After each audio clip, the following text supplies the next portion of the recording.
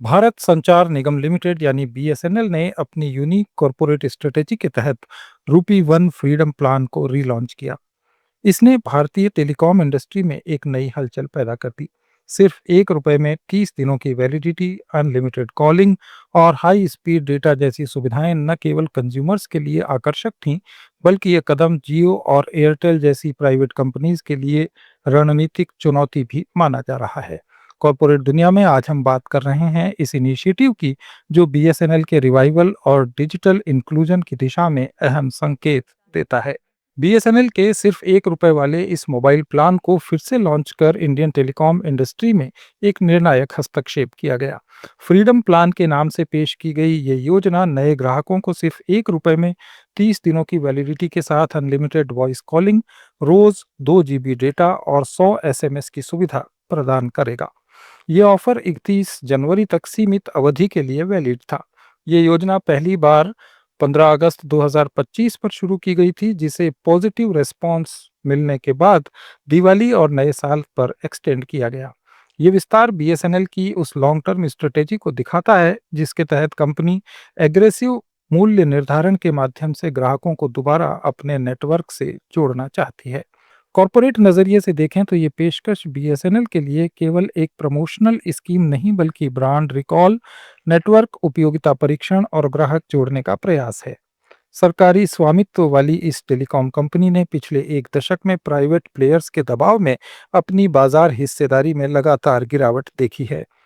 Try के आंकड़ों के अनुसार दिसंबर 2025 तक बीएसएनएल की वायरलेस मार्केट शेयर लगभग 7.8% के आसपास सिमट गई थी, जबकि रिलायंस जियो और भारती एयरटेल मिलकर 65% से ज्यादा बाजार पर अपना कब्जा बनाए हुए हैं।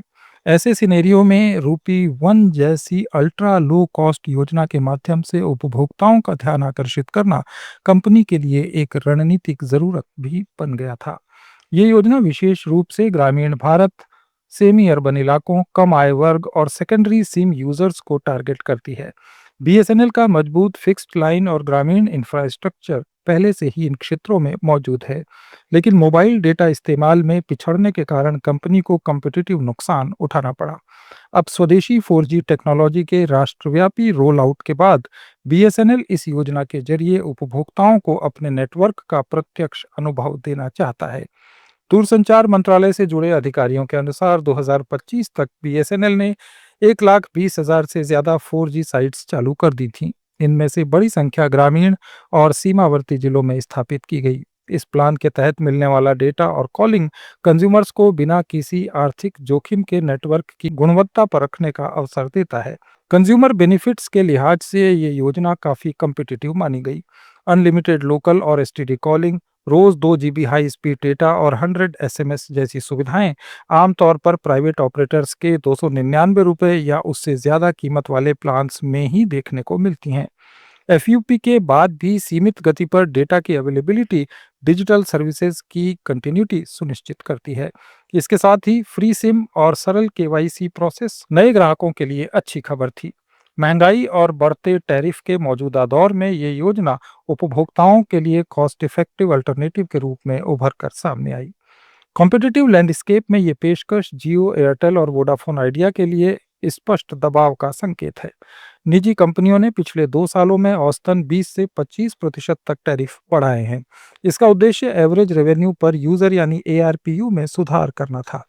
ट्राई के आंकड़ों के अनुसार 2025 के तीसरे क्वार्टर में जियो का एआरपीयू लगभग 190 रुपए और एयरटेल का 210 रुपए के आसपास रहा। इसके विपरीत बीएसएनएल का फोकस फिलहाल एआरपीयू से ज्यादा सब्सक्राइबर बेस बढ़ाने और नेटवर्क का उपयोग बढ़ाने पर केंद्रित दिखता है।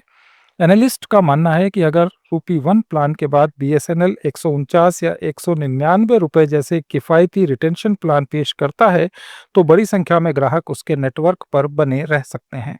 डिजिटल इंडिया और आत्मनिर्भर भारत जैसे राष्ट्रीय अभियानों के संदर्भ में भी ये योजना महत्वपूर्ण मानी जा रही है। बीएसएनएल का स्वदेशी 4G 5G प्रोजेक्ट न केवल तकनीकी आत्मनिर्भरता की दिशा में कदम है, बल्कि इससे नेटवर्क सिक्योरिटी और दीर्घकाल में लागत नियंत्रण में भी मदद मिलेगी। रूपी वन प्लान के माध्यम से लाखों नए यूजर्स का नेटवर्क से जुड़ना डेटा ट्रैफिक, कॉल वॉल्यूम और सिस्टम स्टेबिलिटी के लिए वास्तविक समय का परीक्षण भी प्रदान करेगा, जो 5G ट्रांजिशन से पहले एक उपयोगी इनपुट साबित हो सकता है। हालांकि चुनौतियां पूरी तरह खत्म नहीं हुई हैं। नेटवर्क कवरेज की दिक्कत, शहरी क्षेत्रों में स्पीड और ग्राहक सेवा अनुभव जैसे मुद्दे अभी भी बीएसएनएल के सामने हैं। उद्योग के विशेषज्ञों का मानना है कि अगर कंपनी इस प्रमोशनल सक्सेस को स्ट्रक्चरल रिफॉर्म, तेज नेटवर्क अपग्रेड और ट्रांसपेरेंट कस्टमर कम्युनिकेशन के साथ जोड़ती है, तो ये पहल बीएसएनएल के पुनरुत्थान की आधारशिला बन सकती है। कुल मिलाकर रूपी वन प्लान न केवल एक आक्रामक मार्केटिंग टूल है, बल्कि भारतीय टेलीकॉम सेक्टर में प्रतिस्पर्धा, डिजिटल इंक्लूजन और कंज्यूमर अल्टरनेटिव्स को नया आयाम देने वाला कदम भी साबित हो सकता है। इसके अलावा आर्थिक रूप से ये योजना बीएसएनएल के लिए शॉर्ट टर्म रेवेन्यू सेक्रीफाइस और लॉन्ग टर्म वैल्यू क्रिएशन की रणनीति को दर्शाती है। सार्वजनिक क्षेत्र की इस कंपनी को केंद्र सरकार से अब तक कुल मिलाकर 3.2 लाख करोड़ से ज्यादा का पैकेज मिल चुका है। इसका एक बड़ा हिस्सा नेटवर्क एक्सटेंशन, स्पेक्ट्रम पेमेंट और ऑपरेशनल एफिशिएंसी बढ़ाने में लगाया गया है। रूपी वन प्लान जैसे ऑफर से इस इन्वेस्टमेंट से उत्पन्न कैपेसिटी के व्यावसायिक उपयोग को तेज करने में सहायक होंगे।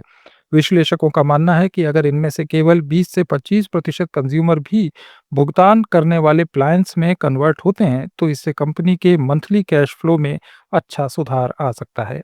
ग्रामीण और दूर दराज इलाकों में इस योजना का सोशियो इकोनॉमिक इम्पैक्ट भी महत्वपूर्ण माना जा रहा है। कम लागत पर मोबाइल डेटा और कॉलिंग की availability, education, e governance, digital payment और टेलीमेडिसिन जैसी सर्विसेज तक एक्सेस को आसान बनाती हैं।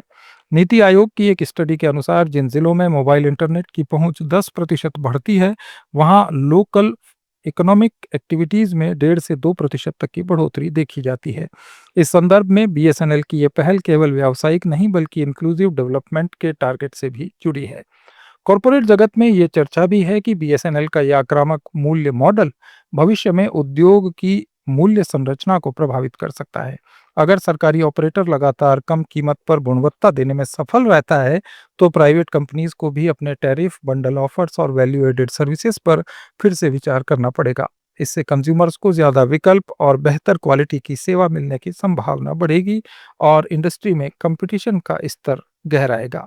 कुल मिलाकर रूपी वन फ्रीडम प्लान बीएसएनएल के लिए केवल एक सीमित अवधि का ऑफर नहीं, बल्कि उसकी बदलती व्यावसायिक सोच और बाजार में दोबारा प्रासंगिक बनने की कोशिश का प्रतीक है।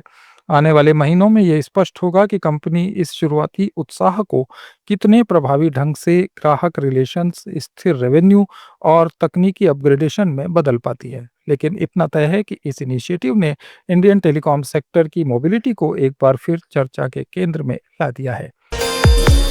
कॉर्पोरेट दुनिया में आज इतना ही। अपडेट्स के लिए जुड़े रहिए लेट्स माइक के साथ।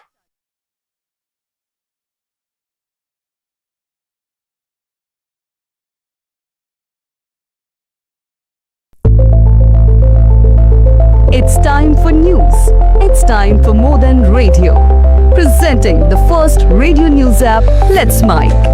Let's Mic, a news-based app on your phone where you get to watch and listen news, talk shows, interviews, radio show podcasts. On Let's Mic, you get all relevant information of TV, print, radio, podcast, and digital. Let's Mic talks about every segment of life.